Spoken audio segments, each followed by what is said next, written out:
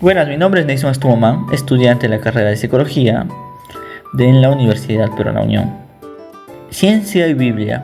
Para ello hay que comprender que el ser humano es un ser muy curioso, por lo cual buscará una explicación para todo lo que lo rodea, sea fenómeno u objeto, mediante herramientas, técnicas u métodos, con tal de satisfacer sus conocimientos.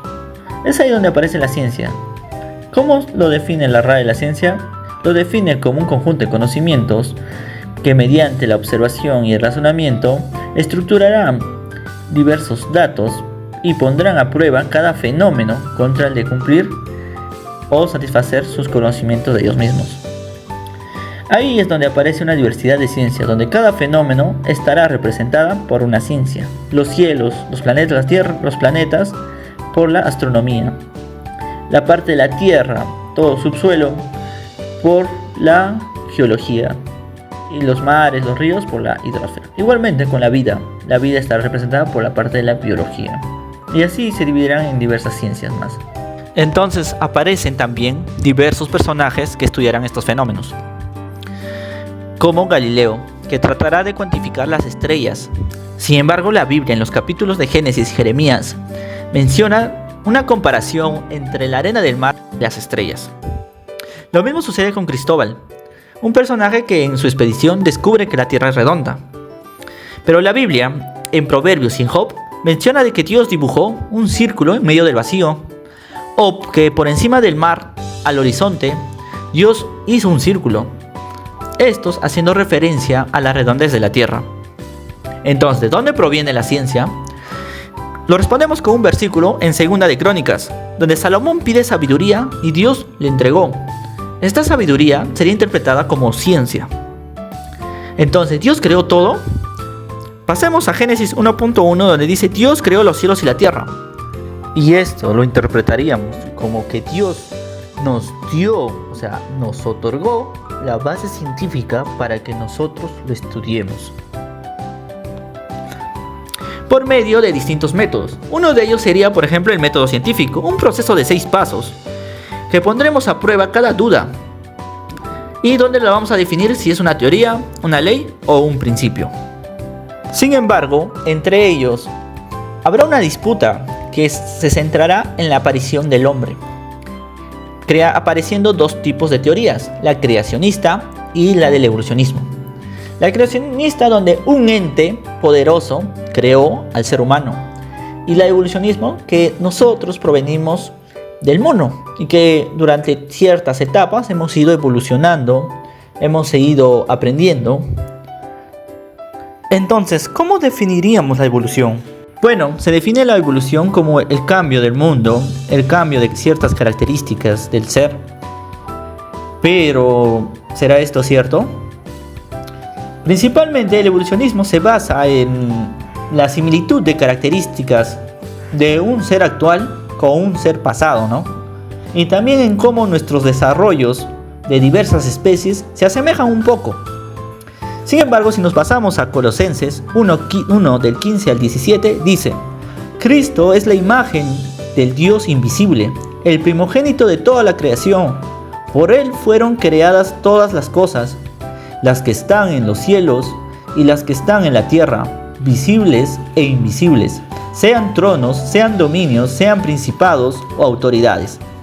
Todo fue creado por medio de Él y para Él.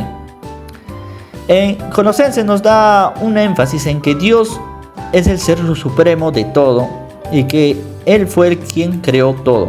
Pero el evolucionismo, ¿en qué se basa? Él se basa en 3 hechos: en el geológico, el paleontológico y el biológico, ¿no?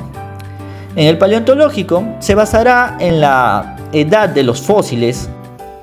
Entonces, en estos fósiles es donde, con el método de carbono, ellos podían ver la antigüedad del fósil, y también con la tecnología podrían reconstruir para poder analizar y ver cómo era antes en forma viva y comparar las semejanzas, la estructura ósea de las especies anteriores con las de hoy, tratando de buscar una conexión en sus genes y en el ADN también. Además, aparecerá un personaje muy curioso llamado Charles Darwin.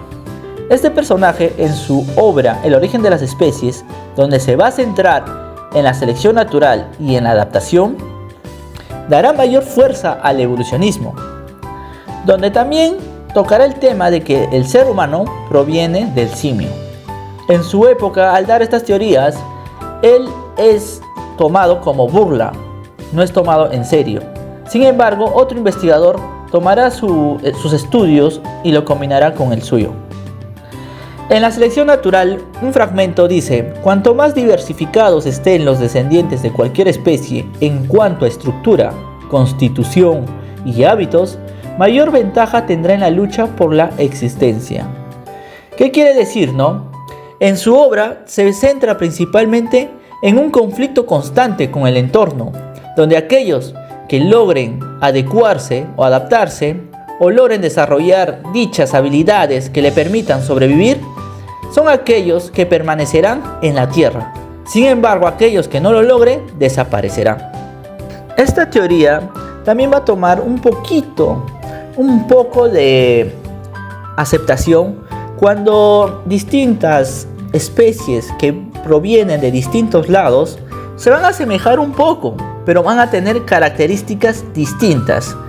Un ejemplo fue la de los pinzones, de cómo habían pinzones de distintos colores, pero estos vivían en distintas islas, no venían de la misma. Y bueno, un ejemplo que recuerdo que yo di fue la del ser humano, ¿no? Vivimos en distintos países, pero cada ser humano que pertenece a un país tiene unas características diferentes a las demás. Pero esta clasificación, donde se muestre superior a aquellos que se adapten, va a crear una discordia entre las razas y las especies, donde aparecerá lo que es el racismo. Y un caso que se mencionó en clase es la triste historia de Otavenga, que por su color y por su parecido a los simios fue discriminado y tratado como animal. Para culminar, en mi opinión, ambas están en lo correcto. Ambas debieron haber trabajado juntas para poder en sí ayudar al ser humano y al mundo y el planeta Tierra en general, ¿no? Pero trataron de separarse y están en conflicto constante hasta hoy en día.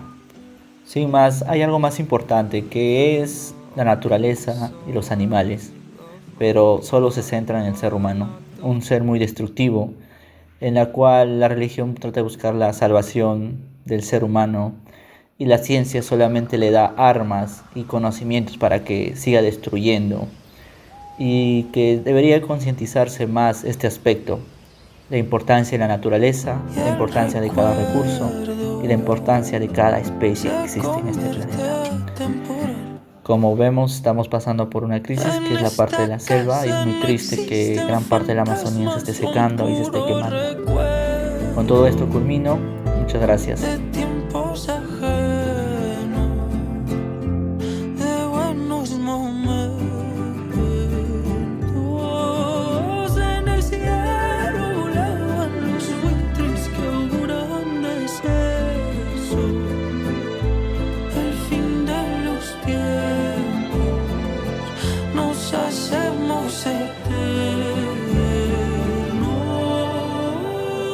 Yo no sé qué tenía Daniel, que cuando oraba leones callaba.